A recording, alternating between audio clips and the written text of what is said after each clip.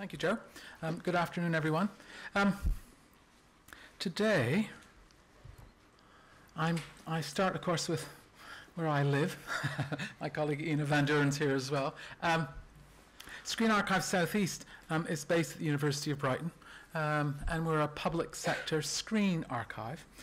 We call ourselves a screen archive, and we've done so for about the last 10 years, because we use that collective noun because we collect all screen media, from the lantern through to film, to the electronic moving image or television, and then of course to born digital files. And as such, it's a very organic collection. By and large, we don't purchase material. It comes to us from a range of sources, but both public and private. And of course, when it comes to us, we follow, as you would expect, all the procedures associated with an archive. Well, of course, what's interesting about our collection, and indeed this is true to all collections, all heritage collections, it's just not collecting objects, it's also, if you like, collecting their meanings and their histories. So potentially every object, yes, it comes from somewhere, and it's our opportunity, both for ourselves and also for everyone who uses our collection, is to find out something more about each object. And of course, too, and this is true for all collections and all archives and museums, of course, we don't do things alone. It's really important for us, as all the various associations we have, whether it's with the Magic Lantern Society in this country, or Lucerna, the Magic Lantern Web Resource, and Sarah, who was with us this morning, still with us now, of course, the Million Pictures Project, which is based at the University of Utrecht and is a collaboration of 5 universities and 20 associated partners. The collection which we have, not surprisingly, it does track the different kinds of lantern slides, as you would find from the early 19th century. Whether it's panoramic, slipping and lever slides, mechanical slides, UK standard slides, and toy slides. It's also the different kinds of different types of image, from the hand-painted to the photographic to the chromolithographic, and of course the hybrids. I always have a particular interest in hybrids. For example, you could have a chromolithographic slide in which paint has been applied to it.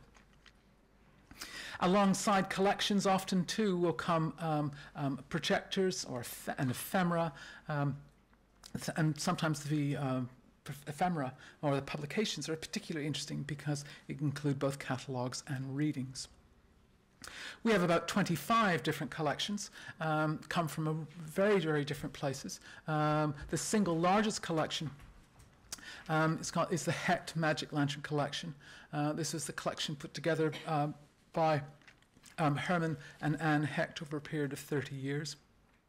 And this collection includes lantern slide series, apparatus, manufacturers' catalogues, lantern readings, and the complete manuscript of Herman's book, Pre-Cinema History, an encyclopedia and an annotated bibliography of the moving image before 1896. Our largest institutional collection is that of the Church Army.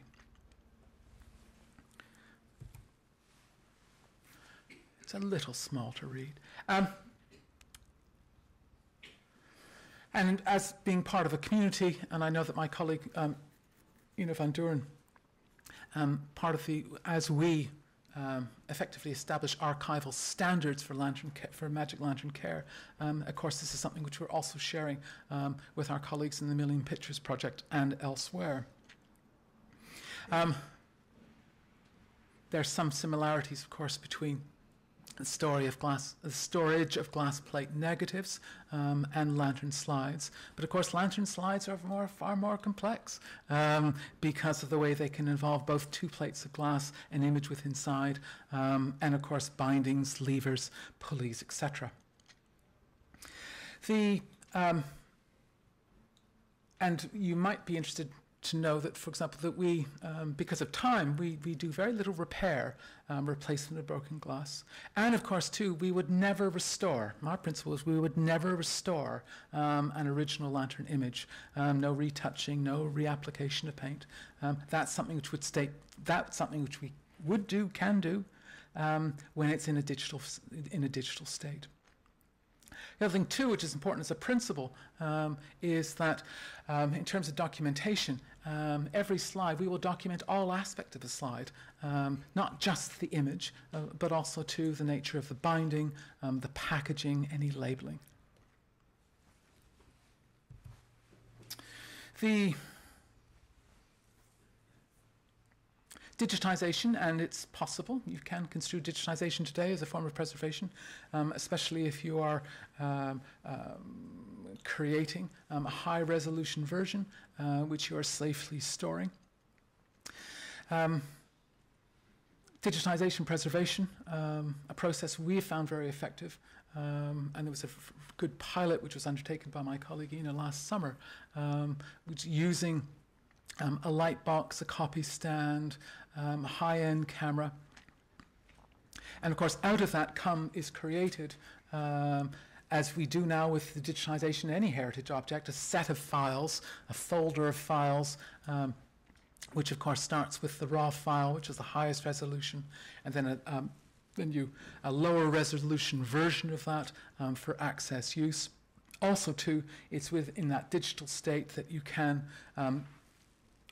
use Photoshop or other photo software to color correction, changes, etc. And of course, it all finds its way into our Magic Lantern database, where we record the nature of the object itself, the camera metadata, which is important, also to asset information in terms of type and condition, and of course the content and contextual information. As you appreciate too, for us, of course, the catalogue also is a very organic thing. You just don't do it once, because when it comes to content and contextual information, it's ideally, in the best possible world, you have enough time and enough interactions with users that you continually add to that content and contextual information fields. I say that in particular because what's true of our collection, many lantern collections, and we've seen it this morning with the RI collection, it's where you can have a few slides, maybe one slide of something. And of course our job, our challenge, sometimes it's a bit complicated, what was that originally part of? It's how to connect it. Because as we know, slides are made for a purpose. Whether it's entertainment or instruction, and it's bringing slides together for that purpose. So there's a sequence of slides. What happens in the future, if we're in the future, is the way in which the collections, the slides get so detached from the moment of production, the moment of exhibition. They get detached, and I think our job is to attach them.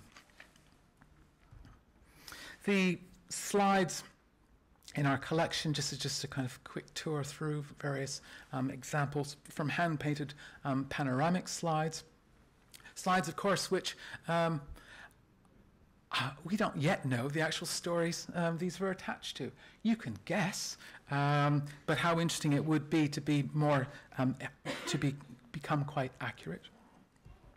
Chromatropes, which are very distinctive examples of rackwork slides, creating that kaleidoscopic image. Dissolving views.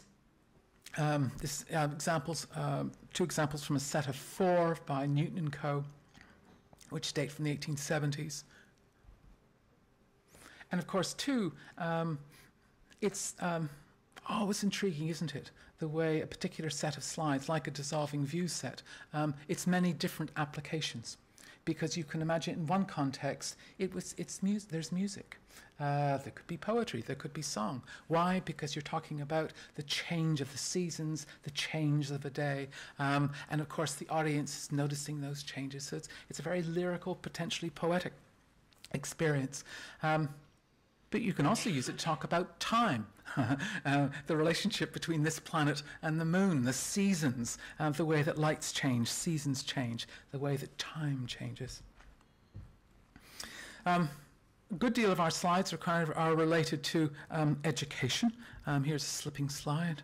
And of course the wonder, and this is in the in that world of the net, and a way in which a 10-second, 20-second movie on YouTube can create, oh, look at that, cat's just done something, oh, and it's over. This also too just creates that kind of that fascination with change.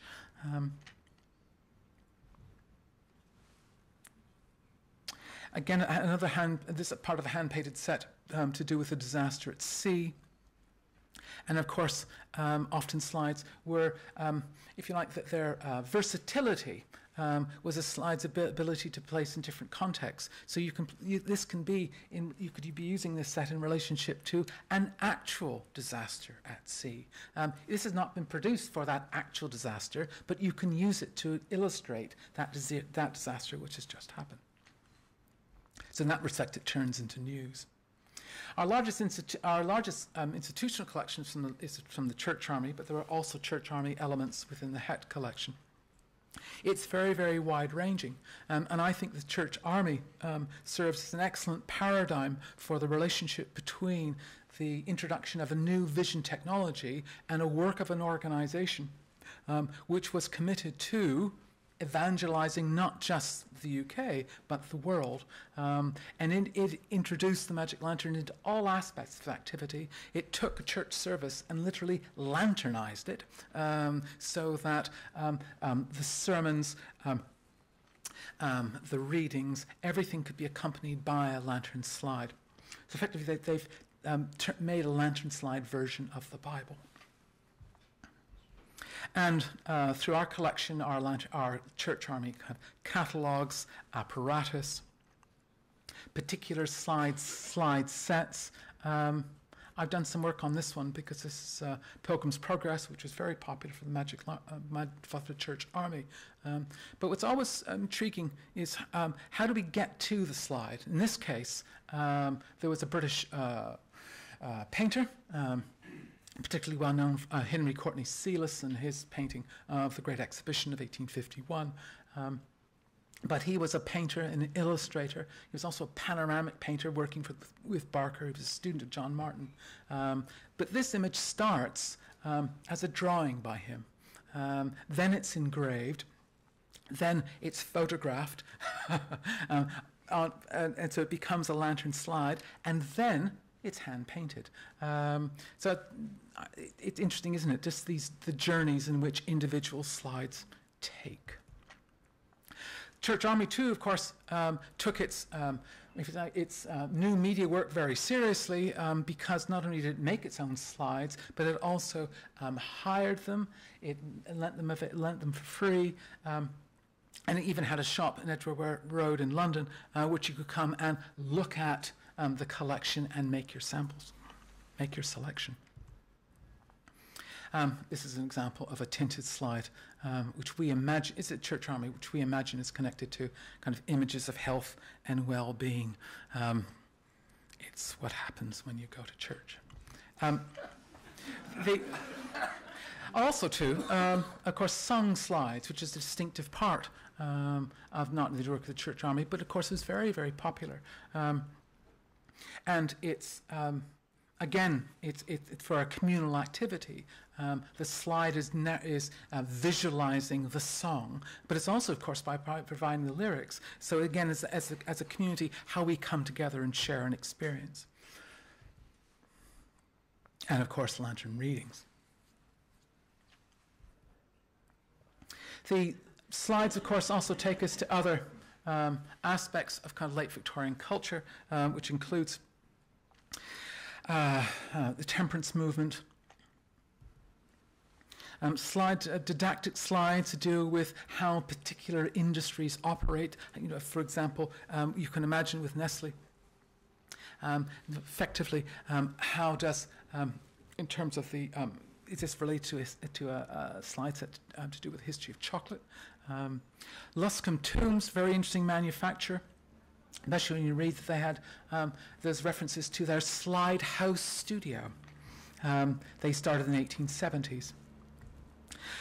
Slide sets to do with personalities and the lives of the famous. So in fact, you take a biography and you lanternize it by taking the life and turning it into a set of slides. And of course, humor, which is particularly geared towards domestic use, home use, entertaining children.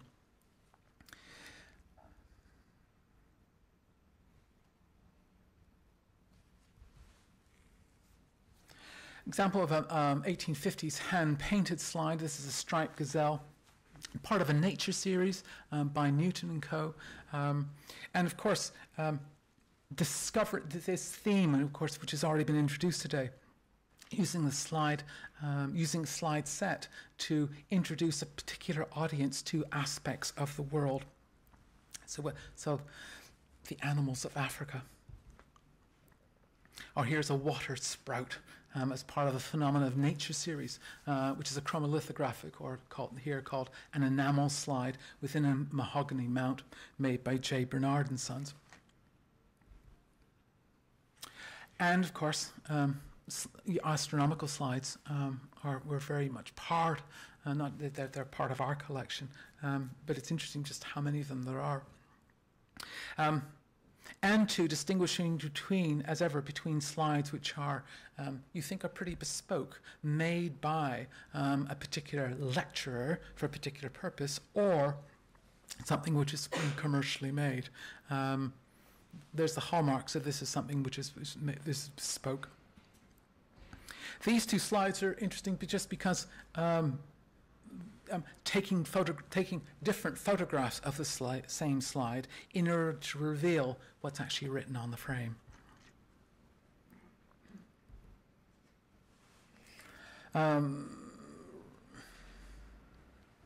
It's a hand-painted rackwork slide, The Cause of Spring and Neat Tides. So, that's an introduction to the kind of range of our collection and our approach to it. And I want to turn briefly to two things which I think are interesting in terms of thinking in terms of our collection and the work I do on the lantern and its history. Is thinking about the end of the 19th century and thinking about the if you like, magic lantern culture. The Magic Lantern Society has done a lot of excellent work, including the volume of essays they produced a couple of years ago on the uses of the lantern. In the context of today, what I find interesting is the way in which the Royal Polytechnic Institution represents a particular paradigm as one venue bringing together, if you like, the wonders of the modern world through sets of structured entertainments. Here's an example of double-page spread, 1879. And this is what you would see on one day. And the idea that, so this palace of entertainment and instruction, and the sense in which it's the diverse range of subjects. Is it like watching an evening's television? Well, not really. But there's something of or indeed a music hall show, which would have all these so many different acts within the same entertainment. So it's interesting to think about, obviously, about kind of audiences, but this is very much about one venue. And it's one figure within this list, within this program, of course, is T.C. Hepworth. And I'm particularly interested in Hepworth, as born in 1838, and how he becomes one of the, I imagine he was on the staff. Was he on the staff of the RPI? But he's very prolific. The range of lectures which he offered on science and also to other subjects. He would lecture on comical art, caricatures. But for someone like Hepworth, is there another figure in the 1880s and 90s which is so dedicated to popularizing the lantern? His publications and his tours give us an insight into someone who is not only fascinated by contemporary times and contemporary science, but he's writing about it all the time. And by looking at his work, it's how he moves from monographs on particular subjects, as you can see here, whether it's electric light, also to, and in some ways his publication history. This is the first key book, which he writes in conjunction with Pepper. Interesting how they were both members of the, both fellows of the Chemical Society. And of course it's through, for this publication, that Hepworth added the chapters on photography, the magic lantern, the telephone, the phonograph, and the microphone. Perhaps his most famous book, and published a number of different editions, first published in 1888, The Book of the Lantern. And one of the interesting features about his publications is they're very much to do how-to manuals. I think that's, for me, that's one of the important themes, because it's instructing would-be lanternists effectively how to make your own slides.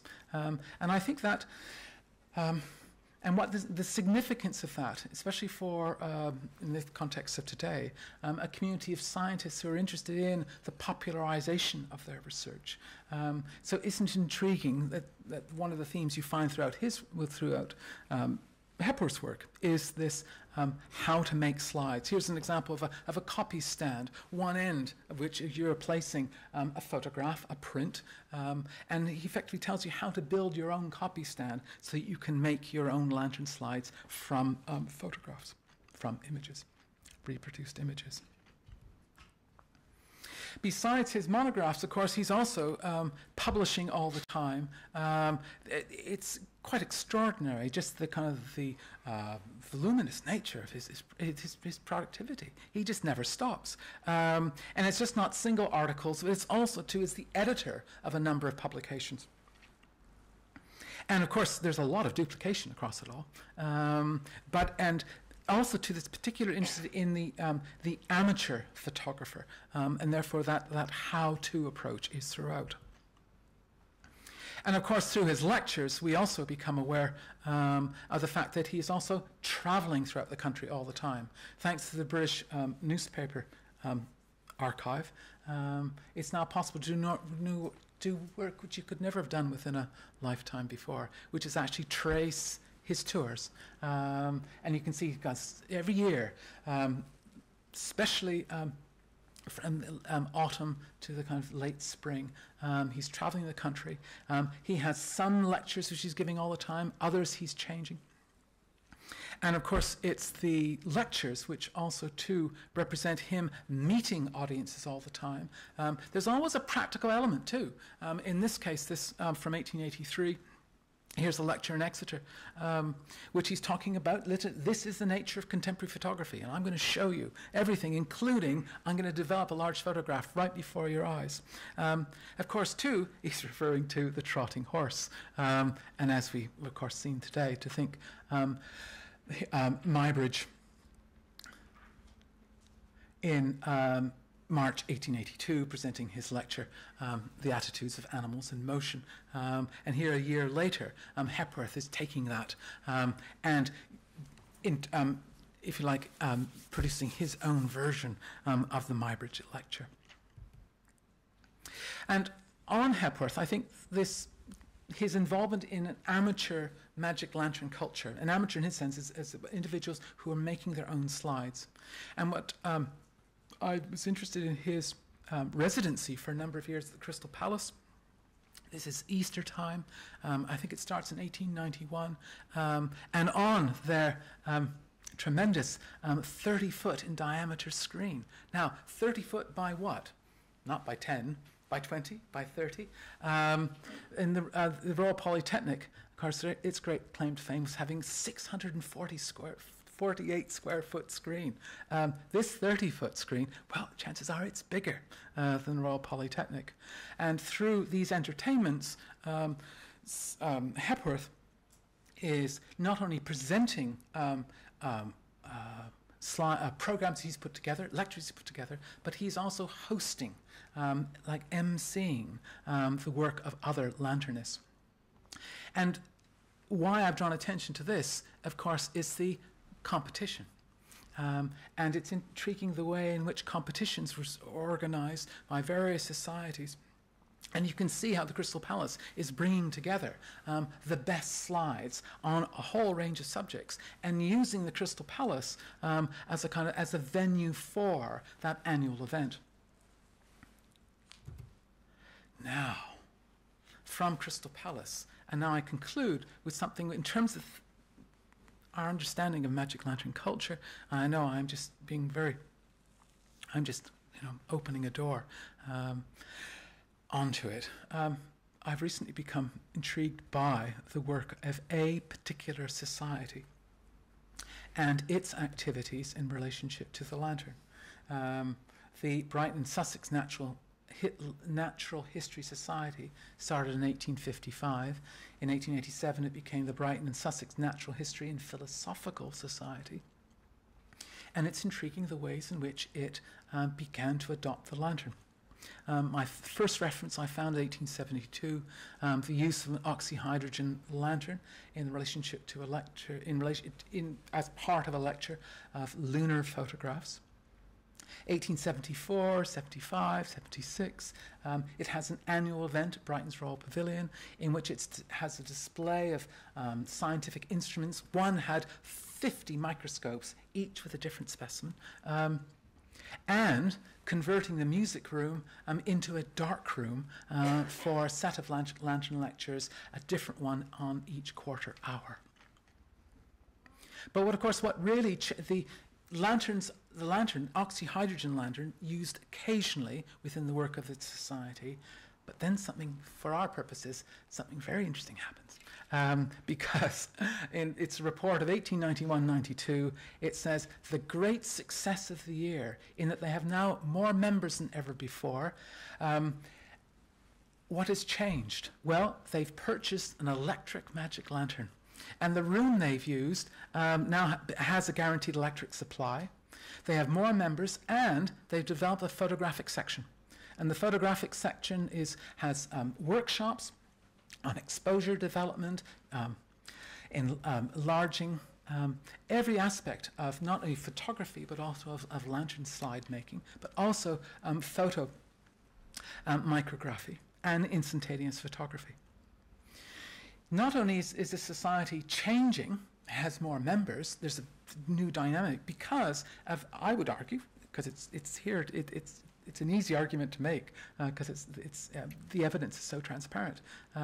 It also starts to move out of this single room, which most of its history. You can imagine this small learned community, 40 to 50 in number. In the early 90s, with the lantern, they are now breaking out of this single room, and they're putting on special lectures in the town hall, school auditoria, in the Municipal College of Arts and Science, in the library, in the museum, and the Dome Theatre. That special event each year in the Dome Theatre with 2,000 seats. So this popularization of science, aided by the magic lantern, it's very intriguing, isn't it? Just that this momentum is happening at this moment. And two, they're participating within competitions, such as organized by the Hand, Camera and Lantern Review. There are always reports within the proceedings of the sets of slides which are being sent by to the national competitions. And two, they're networking. Because this individual society isn't on its own. It's part of a network, the National Network of Scientific Societies. It has regular soirees with the Southeast Union of Scientific Societies, and at each one they are using they're